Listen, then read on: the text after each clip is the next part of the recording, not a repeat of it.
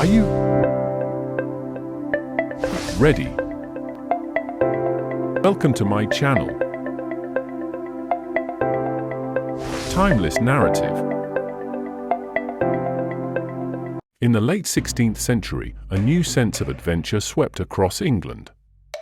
Queen Elizabeth I's reign witnessed remarkable events that inspired this spirit: Francis Drake's successful voyage around the world in 1580 and the English Navy's victory over the Spanish Armada in 1588. These events fueled the desire among English merchants and sailors to explore distant lands and seek new trading opportunities.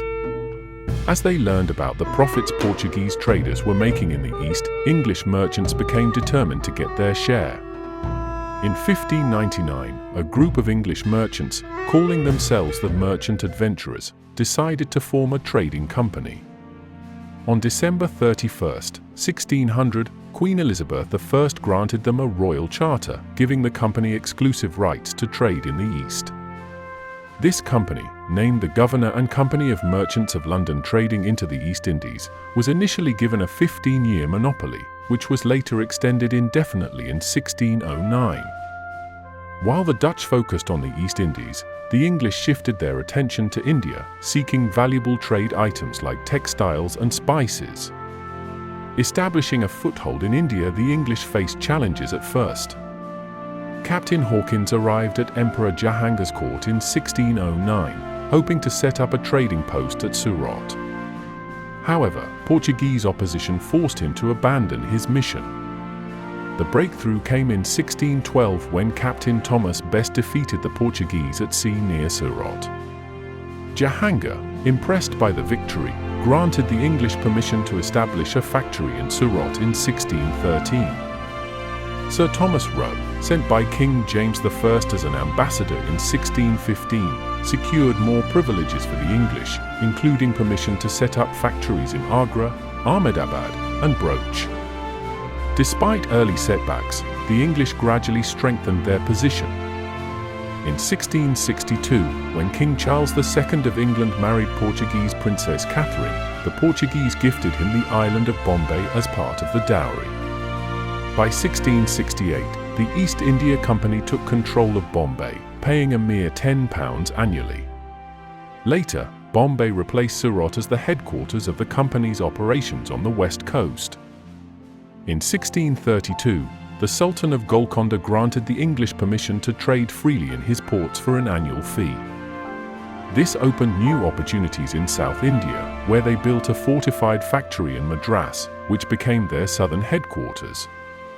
Expanding to Bengal, Bengal was a rich and prosperous region, attracting English merchants who wanted control over its trade. In 1651, Shah Shuja, the Mughal governor of Bengal, allowed the English to trade in the province for an annual payment of 3,000 rupees. The company set up factories in Hooghly, Kasim Bazar, Patna, and Rajmahal. However, relations with the local Mughal officials were often tense, leading to conflicts. In 1686, hostilities broke out when Mughal forces attacked the English factory in Hooghly. The English retaliated by capturing Mughal forts, but they were eventually forced to retreat. In 1690, Job Charnock, an English agent, negotiated with the Mughals and returned to Sutanuti, where the English set up a new factory. This settlement later grew into the city of Calcutta. In 1700, the English fortified their settlement and named it Fort William, making it the headquarters of the company's operations in Bengal. Farmlands and privileges. In 1715, an English mission led by John Surman secured important farmlands, royal decrees, from Mughal Emperor Farrukh Siyar. These farmlands granted the English valuable privileges. They could trade freely in Bengal for an annual payment of 3,000 rupees. They could issue passes, dastuks, for transporting goods. They were allowed to rent more land around Calcutta. In Surat and Madras, they retained their trading privileges with minimal taxes. Their coins minted in Bombay were made legal tender across the Mughal Empire. These concessions greatly boosted the company's influence in India.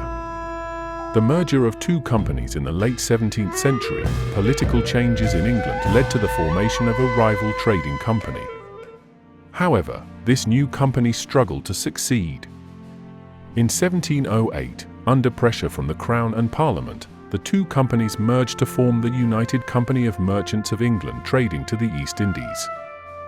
This company, known as the East India Company, would go on to establish British rule in India and dominate its trade for more than a century. By carefully balancing diplomacy, trade, and military power, the English East India Company laid the foundation for British political dominance in India.